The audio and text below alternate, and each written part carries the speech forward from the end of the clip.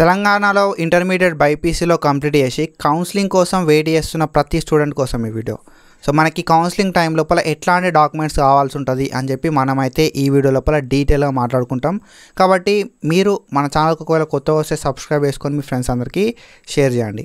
మీరు ఏ కౌన్సిలింగ్కి అటెండ్ అయినా కూడా ఈ డాక్యుమెంట్స్ అనేది కామన్గా ఉంటాయి అండ్ కొన్ని అడిషనల్ డాక్యుమెంట్స్ అనేది కౌన్సిలింగ్ టు కౌన్సిలింగ్ అనేది చేంజ్ అవుతుంటాయి. మ్యాక్స్ ఈ డాక్యుమెంట్సే ఉంటాయి మనకి అన్ని కౌన్సిలింగ్కి. కాబట్టి ఈ డాక్యుమెంట్స్ అన్నిటిని ఎంత తొందరగా పాసిబుల్ అయితే అంత తొందరగా రెడీ చేసి పెట్టుకోరు. వన్స్ కౌన్సిలింగ్ స్టార్ట్ అయిపోయాక మనకు అంత రష్ ఉంటుంది కాబట్టి సో మనకి అంత స్పాట్గా ఏ డాక్యుమెంట్ కావాలన్నా రాదు. కొన్ని documents 1 to 2 weeks of time అయితే పడతాయి. కాబట్టి సో ప్రతి డాక్యుమెంట్ కూడా ఎంత తొందరగా పాసిబుల్ అయితే అంత తొందరగా మీ దగ్గరనైతే పెట్టుకోరు. So let's start the video. Telangana website 2025కి సంబంధించి బైపీసీ కౌన్సిలింగ్కి ఎవరైతే అటెండ్ అవ్వబోతున్నారో వాళ్ళందరూ కూడా నేను ఇప్పుడు చెప్పే డాక్యుమెంట్స్ అయితే దగ్గర పెట్టుకొని ఉండండి. సో దట్ మనకి కౌన్సిలింగ్ లోపల ఎట్లాంటి ప్రాబ్లం కాకుండా అవుతుంది. So regardless of any counselling, ఓకేనా. సో మీరు బైపీసీ కంప్లీట్ చేసారంటే ఈ డాక్యుమెంట్స్ అన్నీ కూడా రెడీగా పెట్టుకోరు. సో ఏ కౌన్సిలింగ్ అయినా కూడా డెఫినెట్గా ఈ డాక్యుమెంట్స్ మాత్రమే ఉంటాయి. ఇంకేమైనా అడిషనల్ డాక్యుమెంట్స్ ఉంటే మాత్రం నేనైతే మీకు ఫర్దర్గా ఇన్ఫార్మ్ చేస్తాను. అండ్ మనకి వెబ్సైట్కి సంబంధించి ఫార్మసీకి సంబంధించి ఈ డాక్యుమెంట్స్ మ్యాండేటరీ.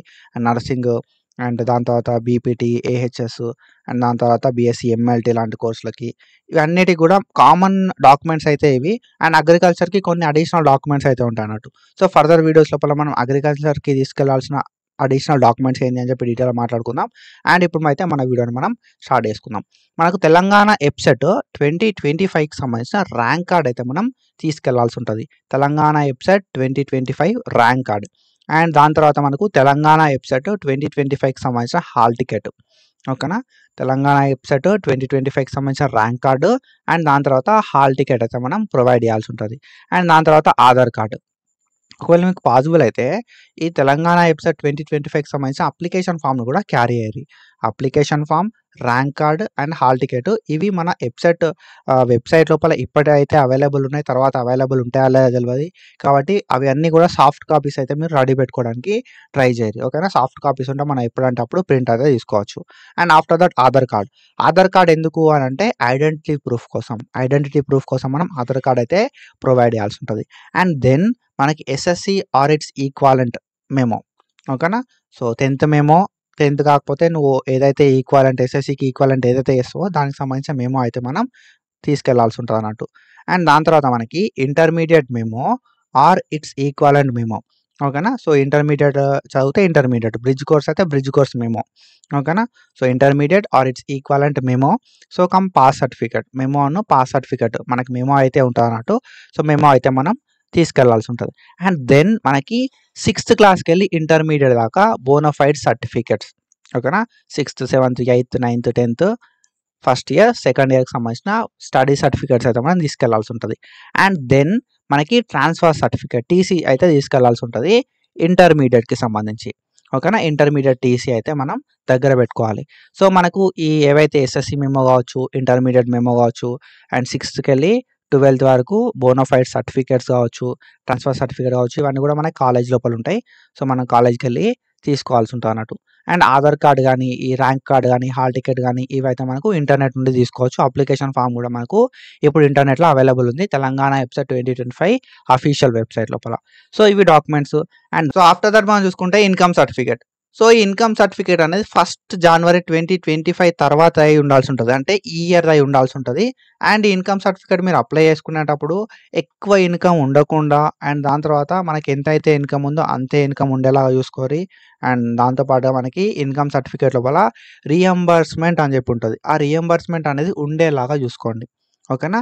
అండ్ దెన్ దాని తర్వాత మనకి EWS certificate and asset certificate. So EWS అంటే ఎకనామికల్లీ వీకర్ సెక్షన్ అని చెప్పి, అసెట్ సర్టిఫికేట్ అంటే సో అసెట్ సర్టిఫికేట్ అని చెప్పి మనకు తహసీల్దార్ ఆఫీస్ లోపల వీళ్ళైతే ఇస్తారు. అండ్ ఒకవేళ నీకు ఈడబ్ల్యూఎస్ ఆర్ అసెట్ సర్టిఫికేట్ అనేది ఉంటే మనకు 2025-26 మాత్రమే ప్రొవైడ్ చేయాల్సి ఉంటుంది అన్నట్టు, ఓకేనా. సో దాని తర్వాత మనం చూసుకుంటే క్యాస్ట్ సర్టిఫికేట్ అని ఉంటుంది మనకు, కేటగిరీ సర్టిఫికేట్ అని చెప్పి, caste and date of birth అని చెప్పి ఉంటుంది. సో అదైతే మనం తీసుకోవాల్సి ఉంటుంది కేటగిరీ సర్టిఫికేట్. సో మనం ఏ కేటగిరీ అని చెప్పి తెలుస్తుంది అన్నట్టు దీంతో. సో నువ్వు క్యాస్ట్ సర్టిఫికేట్ ప్రొవైడ్ చేయకపోతే జనరల్ కేటగిరీ కిందకి మనల్ని కన్సిడర్ చేస్తారు. కాబట్టి క్యాస్ట్ ప్రొవైడ్ చేసి రిజర్వేషన్ అయితే క్లెయిమ్ చేసుకోవచ్చు. సో ఆఫ్టర్ దట్ మనం చూసుకుంటే రెసిడెన్స్ సర్టిఫికేట్.